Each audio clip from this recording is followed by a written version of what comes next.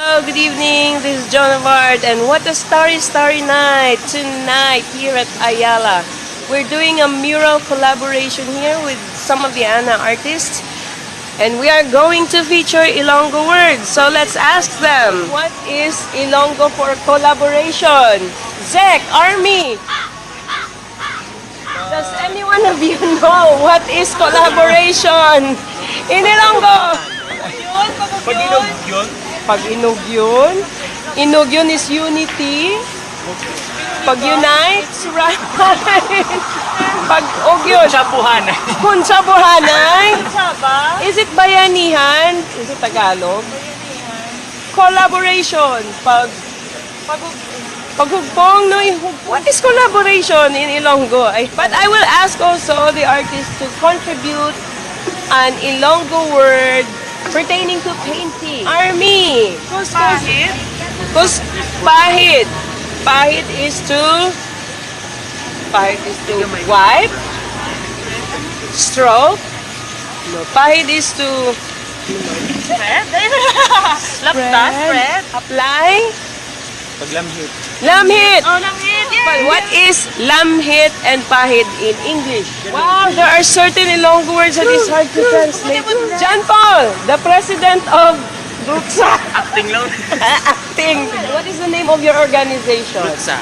Brutsa, meaning? Brush. Tapos na yan. Ingat. Sparkle.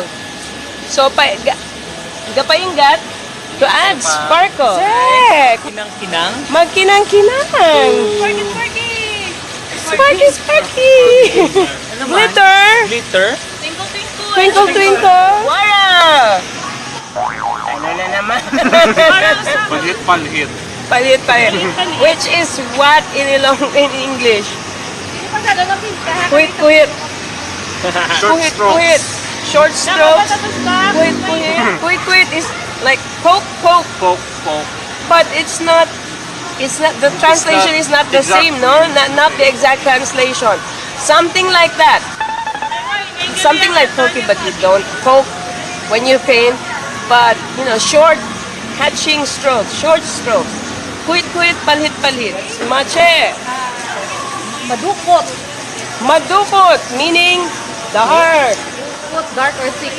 Dark or thick, the same. Pronounced differently, dukot, thick also. The paint will stick. Dukot is dark, dukot is to stick. Paints is mga pinta or pintura. Ginablang ginapadagyawan, ginapulihan. What is pulihan? There are really some words that you cannot translate directly to Ilonggo, and there are other words in Ilonggo that you cannot directly translate to English. So anyway, we are here, ginabululigan, we are helping this, and ginapulihan. Every one of us is contributing or taking part in the action. Ginapulihan. Ano pa? Ginadumugan. Ginapadagyawan. So everybody is partaking in the labor. No exact words to translate in collaboration, but helping one another. Bululigay kami tanan. All of us. Alright. So this is John of Art, small heart and big heart for all of you. That's just about it. Because I'm going to help out in our collaboration. Mabulig ako. I will help in our collaboration. Bye-bye. Until our next video. This is our collaborative work.